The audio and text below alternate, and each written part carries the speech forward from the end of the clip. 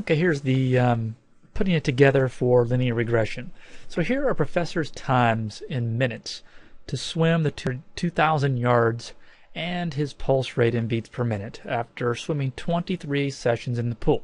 So there's the data. We have the time.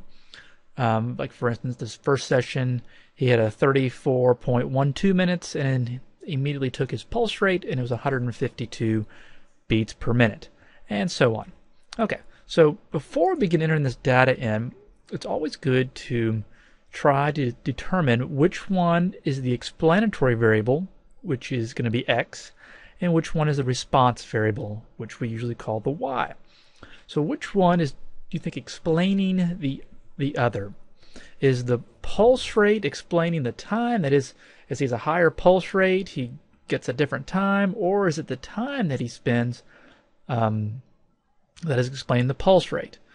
Sometimes it's hard to know which direction to go, as we mentioned in other videos. In this one, though, I think it's pretty clear that the time that he takes is the explanatory variable, and the response variable is the pulse.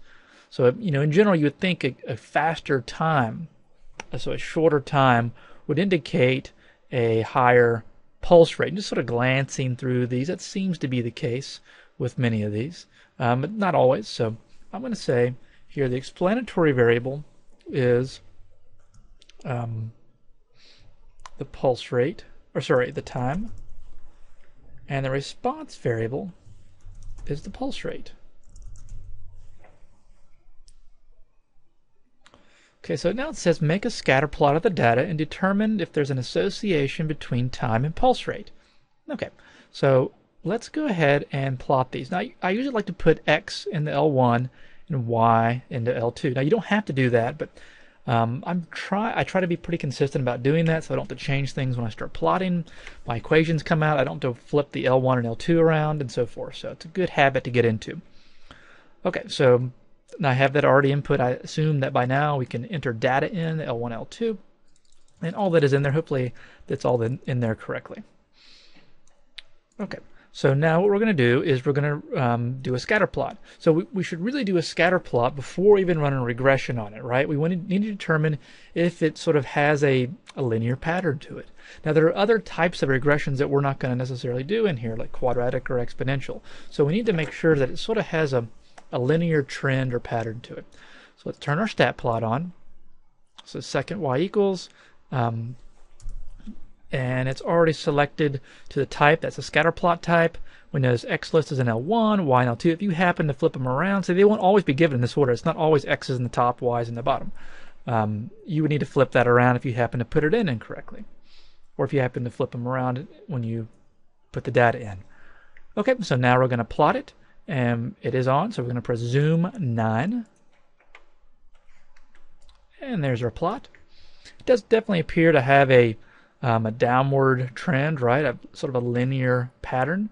As I increase, remember what the x is. So as my time here increases, my pulse decreases, which kind of makes sense, right? Always sort of make sure the data sort of makes sense once you do that. Okay, so let's see. It says here, make a scatter plot of data, determine if there's an association. Yes, there does appear to be a negative linear association. That is, as my time increases, my pulse decreases. And that's what makes sense. Slower times, you're not going to be having to pump as much. Your heart rate's not going to be pumping as much. Okay, part C.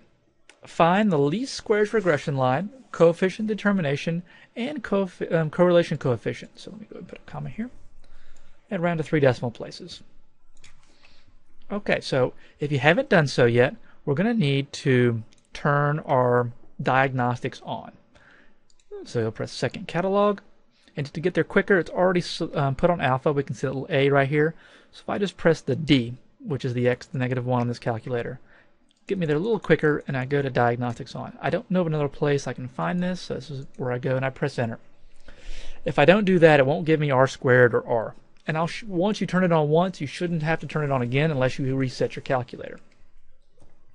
So now press stat, calc. We're going to go down to number 4, linear regression. And I'm always in the habit of going L1, comma L2. Now I like to see the line graphed on there just to make sure it sort of makes sense. I didn't put anything correct in. So I'm going to press comma vars and then y vars, and then it's a function, and then press enter. I'm going to pop it into y1. It seems like a lot of clicks. Once you do it a few times, it'll come pretty naturally to you. And then press enter. So here's our equation. So the equation of the line would be y equals negative 9.3377, or I said 3 decimal places, so we'll round up to 8x. And then we're going to have plus 467.646. Okay. Now don't get the coefficient determination and correlation coefficient confused. So the coefficient determination is the r squared value. Okay? And correlation coefficient is just the r. So the r squared value is given to us, and we'll again round to 3. So 0.533. And the r value is going to be negative 0.730.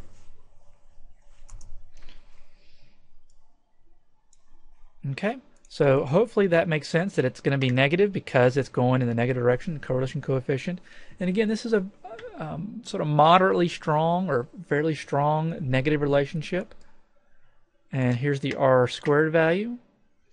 And we'll get to this in a minute on what this actually means. Again, correlation coefficient tells us the strength of the association. And then the coefficient determination tells us the amount of variation in y, how that's constructed, the amount of variation of x. And we'll see that in a minute. So interpret the slope. Before I do slope, I want to make sure I hit this r squared one more time. So again, the r squared value, hopefully you've watched the video. These videos, they put it together series, again, is not to replace watching the full video where I sort of explain every little piece in here. This is just sort of trying to capture, if you watch the video, doing this should not have been a big deal. So that coefficient determination tells us that about 53.3% of the variation in the y, which we set up here, was the pulse rate. So 53.3% of the variation in pulse rate can be explained by the variation in time, in the x variable. Okay? So interpret the slope. So the slope was what? So the slope was here, negative 9.338. So again, the slope, m equals negative 9.338. So what does that mean?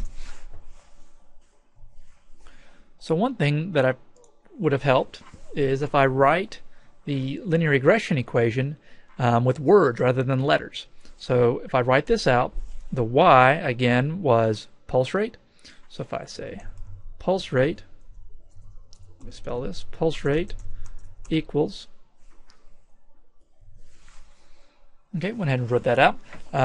So the pulse rate hat, remember the hat tells me that's a predicted value, equals negative 9.338 times the time plus 467.646. So that should help me interpret the slope. So again, can I get a yes? Okay, so just think about this. If I increase the time by 1 minute, what's going to happen to the pulse rate? It's going to go down by about 9.38 beats per minute. So that's how we interpret the slope. So we can say our pulse rate decreases about negative 9 point, we'll say 3 beats per minute per 1 minute increase in time. A couple pers here that may make it confusing, but again, there's our beats per minute, maybe BPM, per 1 minute increase in time.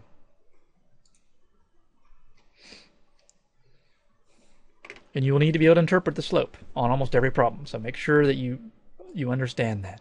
The slope is interpreted almost the same way every single time.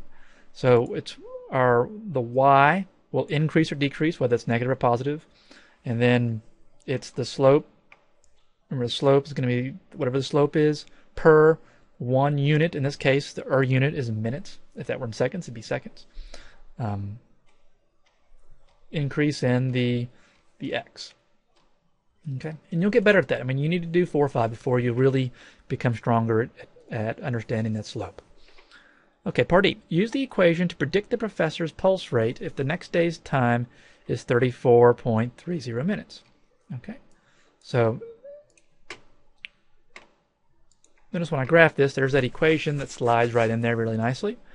The equation is when y equals now. So one quick way to do this is I can just go vars, y vars. You may not be able to see all that. Let me do this again. So I'm going to go to vars, y vars, enter, y1 of, and then put 3430.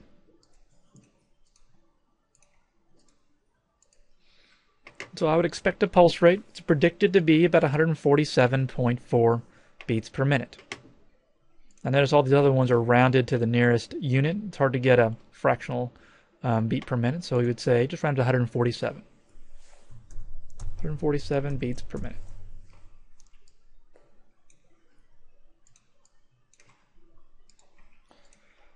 Okay, what proportion of the pulse rate is explained by the variability in swim time? Again, this is the same way of asking the r squared value, which we found to be 0.533.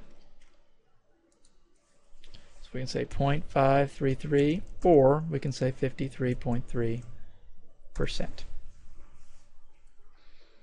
Okay, make a residual plot to determine if the linear model was really appropriate, and we'll explain.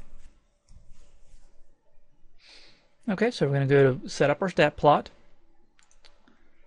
And I need to change that y list to the residual. Whenever I do a regression, it'll automatically generate the residuals. And go back and watch the other video to see the details on what residuals actually are.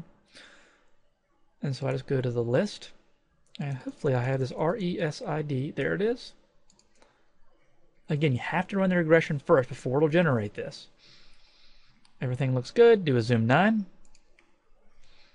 And again, you have to know what you're looking at here. Again, I can clear that out if I want to. It didn't show up. Sometimes you'll see a little part of the graph on there. Okay, so this looks pretty good. Remember what we want with the residual plot. It needs to be dull, plain, no patterns at all. So because there are no discernible patterns, we are more confident, even more confident, that our linear model was appropriate. If I began to see patterns here, I would not be confident that our linear model was appropriate. But I don't see any patterns. It's sort of a swarm of points. I don't have a nice sort of arc of points. If I did, I'd question the linear model. But I don't. So it looks good. I think the linear model was appropriate in this case. And that's it. Hopefully this helps sort of pull it together. Print this out. Try to do this problem on your own. It'd be good if you could get this done before you come to class, just so you have just a better sense. And the trouble spots always come in the interpreting. Interpreting the slope. I didn't ask you this, but with the y-intercept, so any sort of interpretation of a y-intercept in this case. Again, y-intercept in this case is that this 467. Would that make any sense? Think about that. What if y-intercept occurs when x equals 0? Think about what x is. X is the time. So this would mean that I swam the 2,000 yards in 0 time. My pulse rate would be 467 beats per minute. Is that even possible? No, I can't swim it in 0 time, right? So it really has no physical interpretation. The slope is consistently one of the more challenging things to interpret. This will take time for you to interpret. Many things we do in here you're not going to pick up as soon as I say them. So it takes time for your brain to process it, to work through 3 or 4 problems. Once you do 3 or 4, you begin to see how to do these things. Okay, I hope that helps, and that's it. Okay, I do want to show you how to do this in Statcrunch real quick. So here's our time and here's our pulse rate already put in. I assume that you can enter the data in. And if we want to do a quick little scatter plot, we'll just come down here, scatter plot. Okay, and it's asking for the x variable. Remember which one we called x? Time. And the y variable, response variable, pulse rate. We're not going to be grouping or anything, so we'll go next. Display points, that looks good. All that looks good. And create graph. So there's our scatter plot. Okay. Now if I wanted to go ahead and create a regression and slide the line on there, I'm going to go to Stat, Regression. Just a simple linear regression is all we're going to do in this class. Time is the x variable, explanatory variable. There's the pulse rate. Click Next. We're not going to worry about the hypothesis testing. And for now, we'll hold that off as well. I can go ahead and do a residual plot while I'm at it, and I can go ahead and plot the fitted line. And we're not going to worry about adding confidence intervals or prediction interval.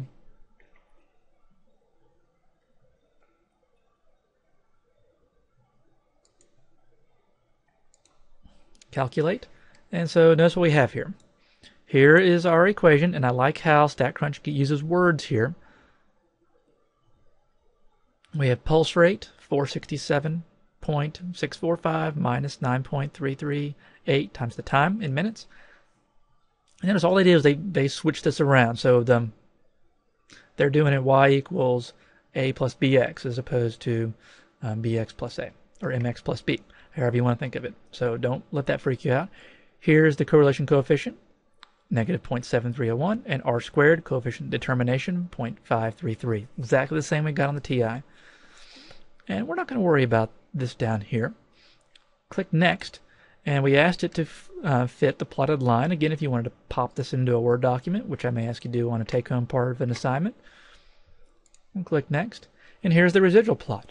Now, the one thing I wish it could do is plot. I kind of like seeing the line here through zeros. I like seeing some points above and points below, but I can kind of envision a line here at 0 to do that. Again, notice the comparison here. Maybe I still have it up. There we go. So it's exactly the same point here, same plot. I mean, look at these points here, and so forth. These 2 points that are really close on the TI here, same 2 points that are close here.